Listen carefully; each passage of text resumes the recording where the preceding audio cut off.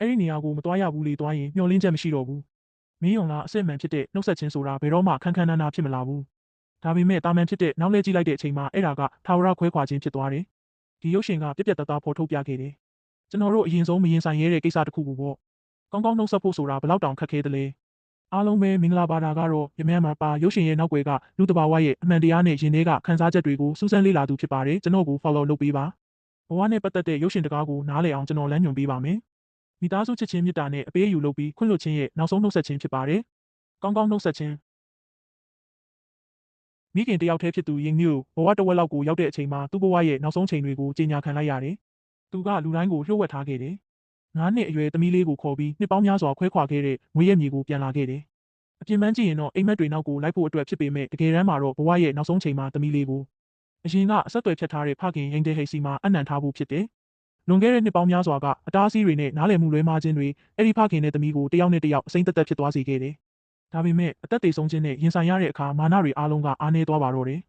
သူကအခက်အခဲတွေကြားကအမှန်တရားကိုထုတ်ပြောခဲ့တယ်နောက်ဆုံးချိန်လေးကိုတုံးပြီးနှစ်ပေါင်းများစွာလွဲချော်ခဲ့တဲ့မိသားစုချစ်ချင်းမေတ္တာကိုတိတ်တိတ်ကလေးဖြည့်ဆည်းပေးခဲ့တယ်သူ့ဘဝအတွက်လည်းလှပတဲ့အဆုံးသက်တစ်ခုကိုခြံထားခဲ့တယ်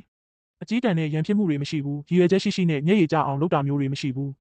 ရုပ်ရှင်ကအလွန်တာမန်ကြတဲ့နေ့စဉ်ဘဝနဲ့ပဲတရုတ်မိသားစုပေါင်းများစွာရဲ့နာကျင်စရာအချက်တွေကိုထိမိသွားစေခဲ့တယ်ကျွန်တော်တို့ကဒီဖခင်နဲ့သမီးလိုမျိုးအချစ်ကိုဖော်ပြဖို့ရှက်တတ်ကြတယ်အရေးမပါတဲ့ကိစ္စတွေမှာပဲဇွဲရှိရှိနဲ့ရန်ဖြစ်နေကြတဲ့အနည်းဆက်ဆုံးလူတွေကိုပိုဝေးသွားအောင်တွန်းထုတ်နေမိတယ်ဖခင်ကအစားကတော့အဝေးကြီးမှာရှိနေခဲ့ပေမဲ့နောက်ပိုင်းတော့သမီးလေးရဲ့ကျန်းမာရေးအခြေအနေကိုတိတ်တိတ်ကလေးဂရုစိုက်လာတယ်ညီမလေးကိုပြုစုဖို့အတွက်အစပိုင်းမှာဘာလို့ရမှန်းမသိဖြစ်ခဲ့ပေမဲ့နောက်တော့သမီးနဲ့နီးစပ်ဖို့အတွက်သူ့ရဲ့မာနတွေကိုချဖို့တင်ယူခဲ့တယ်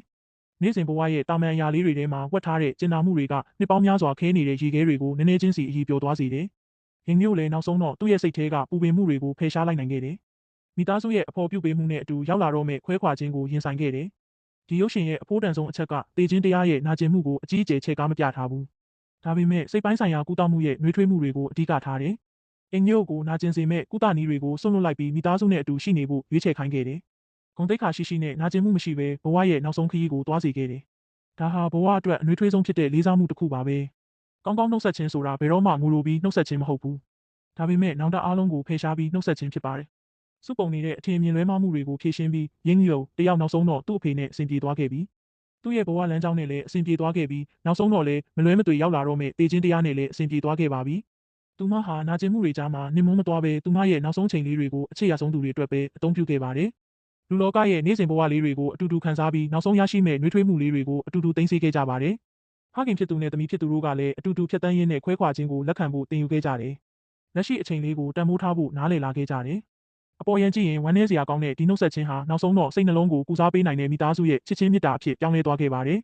အသက်ရှင်ခြင်းရဲ့ဂုဏ်သိက္ခာဟာမိသားစုချစ်ချင်းမေတ္တာရဲ့ကယ်တင်ခြင်းဖြစ်ပြီးကျွန်တော်တို့တဦးတယောက်ချင်းစီတက်မြောက်ထားတဲ့ဘဝသင်ခန်းစာတစ်ခုဖြစ်ပါတယ်ကျွန်တော်တို့ကတော့ခွဲခွာခြင်းဆိုတာအဝေးကြီးမှလို့ထင်နေတတ်ကြတယ်အမြဲတမ်းနောက်တစ်ခါမှလို့ပြောဆိုနေတတ်ကြတယ်ဒါပေမဲ့ဘဝဆိုတာမမြဲပါဘူးဘသူကများအချိန်တွေအများကြီးပိုင်ဆိုင်ထားလို့လဲဘဝရဲ့အကြီးမားဆုံးသောပြည့်စုံခြင်းဆိုတာခွဲခွာခြင်းမရှိတာမျိုးမဟုတ်ပါဘူးခွဲခွာခြင်းမရောက်လာခင်မှာနောက်တမကြံခဲ့တာမျိုးသာဖြစ်ပါတယ်အချိန်တွေကြာမြင့်လာတဲ့အခါတန်ဖိုးထားတတ်လာအောင်ကြိုးစားပါကျွန်တော်တို့အားလုံးကောင်းကောင်းလေးနှုတ်ဆက်တတ်အောင်သင်ယူနိုင်ကြပါစေပို့ပြီးတော့လည်းကောင်းကောင်းလေးချစ်တတ်အောင်သင်ယူနိုင်ကြပါစေ